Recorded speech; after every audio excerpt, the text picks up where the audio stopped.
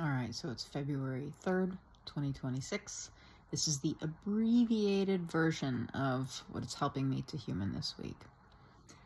Last week, okay, since we're in this portal of change from, in the Chinese zodiac, we're moving from a snake year to a horse year.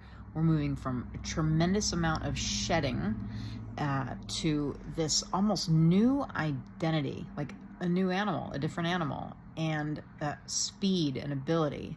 Think about a snake moving on the ground, and then think about a horse, the size of it, the movement and the speed. And to me, it's like we're becoming a new animal, and we're going to be moving at a different pace with different abilities, things like this. Officially, if this energy is shifting like on a dime, and this change from snake to horse like happens on this date, what do I know? What do we know? It's like a couple of weeks. We've got a couple of weeks as we're still transitioning from the snake energy to the horse. I felt a major adjustment of energy last week.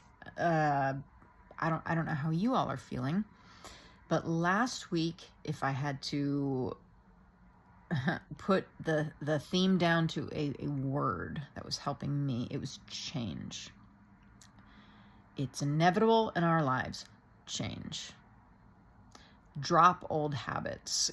Sometimes life does it, sometimes we do it, or we change jobs, relationships. We have to release old behaviors and habits that we know are keeping us stuck. And this snake to horse thing that we're doing here, it feels like at the end of this snake period here, we're being asked to release something older and heavier. That's how it felt to me. It felt ancient. It felt rooted in like my immediate family and old childhood stuff. These fearful behaviors, little things that I'm still hanging on to that aren't so little. They seem little, but the releasing of them felt massive. So last week, change. In order to change without a significant amount of struggle, the word for this week that I have been sitting with is open. We must remain open. If we're living in a room and, we want to change. I don't want to live in this room anymore. I want to go live in the other room. It's like we've got to go walk through a new open door. And if the door is closed, I mean, we're stuck. We can't get out of the thing. So, last week, change. This week, open. Physically remaining open. To me, that's a relaxed physical body. It's a deep rhythmic breath. I have to practice this. I practice relaxing my body probably hundreds of times a day. Okay. And when I notice my breath is shallow, I have to remember and then practice to again relax my body and then deepen my breath. That's physically. Emotionally, instead of suppressing feelings that we don't like and maybe distracting them with, food, booze, smoke, any way that we push them down, like, fuck that, I'm not feeling that, I'm going and I'm playing a video game, or I'm going to go sleep with a whole bunch of people, or spend a bunch of money, or all of the different ways.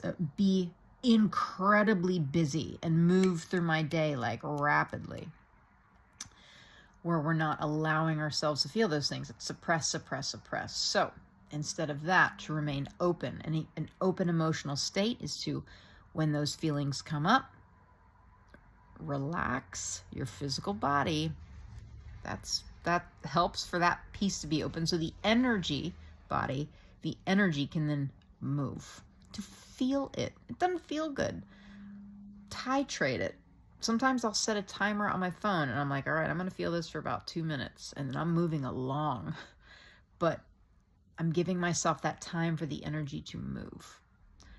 And then on the mental plane, it's instead of saying, well, that thing is or isn't, or, I'm right about this, you're wrong about that. Those are closed statements. I've been practicing this week in maybe, I don't know. Am I right? maybe?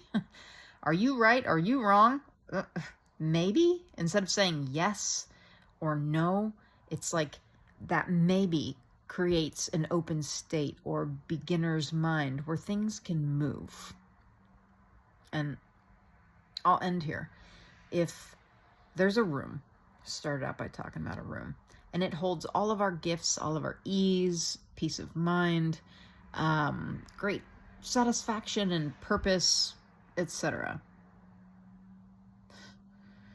We can't even get into the room until we open the door. We've got to be in that open state. And to me, willingness or remaining teachable, those two, that word willingness or that phrase remaining teachable, or even beginner's mind, those are all open states. Or saying maybe. That's the shortened version of what's helping me human this week.